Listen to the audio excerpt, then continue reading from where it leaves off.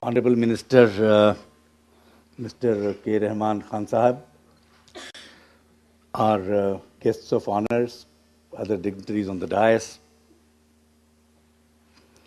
experts sitting in the audience, foreign invitees, delegates, ladies and gentlemen. Well, let me make one thing very clear in the very beginning when Dr. Rajiv Sood just now mentioned that I have been providing all this and he's very grateful to me for having given him all this benefit.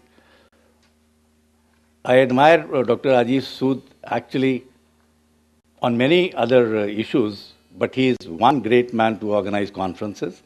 And he doesn't ask me for anything. He snatches everything from me. By the time I realize where has he got my signatures, he's already got the signatures.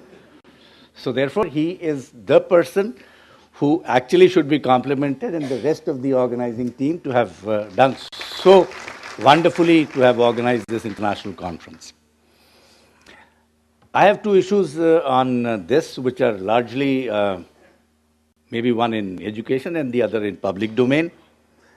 I don't know how many of you may have seen some ads in the newspapers about a month and a half back, when the Delhi government banned oral chewing tobacco, what was called gutka.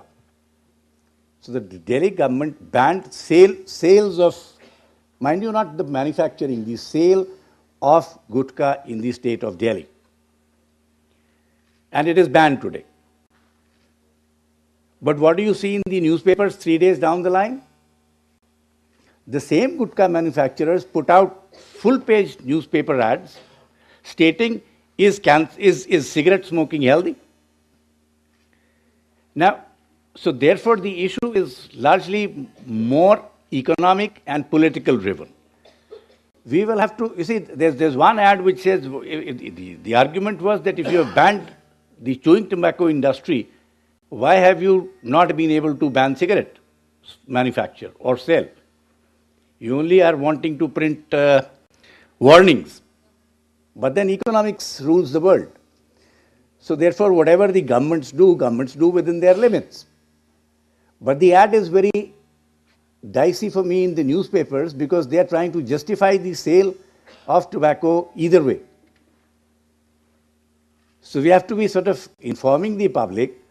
And somewhere I think some organizations must get some money, some funding to put an ad in the newspapers or on the television against all this, what comes up for public information. Unless we have good public information systems, I don't think we are going to be getting anywhere very far off, because we are what are we handling? We are handling probably 20% of the disease burden that we have. The 80% in villages is probably not even handled, they don't even know. So information is the first biggest issue for me. And these kinds of ads in the newspapers are more misleading than helping us.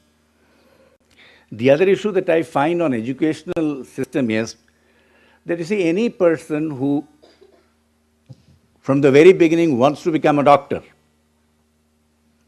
he enters MBBS. Now, the idea with which he comes into MBBS is to treat patients. He wants one-to-one action with the patient. He doesn't want to sit in a laboratory for investigations and doing lab research work. Unless in the educational system or we have to evolve something where there is a huge incentive if after your MBBS or no matter what courses you may complete other than MBBS, to come into this research organization to do basic research. Because if you ask me if I am interested, I'm too old to be interested and too old to achieve anything in the next 5-7 years, even if I put in my efforts. What we need is to inculcate that sentiment of basic research into students who go into MBBS, or we choose off, take some other option and select students who have not done MBBS. I don't know why we shy away from taking another course from where you pick up your basic science investigators. I don't think MBBS qualified people will actually sit in a laboratory, not many of them. So those are the two issues. The conference may have a look at it and enjoy. I'm sure I was going through the brochure and the program. I tell you, it covers almost everything, and I'm sure that all of you must be. I'm sorry, I would have been here in the morning, but because of my preoccupation somewhere else, I couldn't. But third day, I am sure I'll be joining all of you to be a part of this conference. Thank you very much, ladies and gentlemen.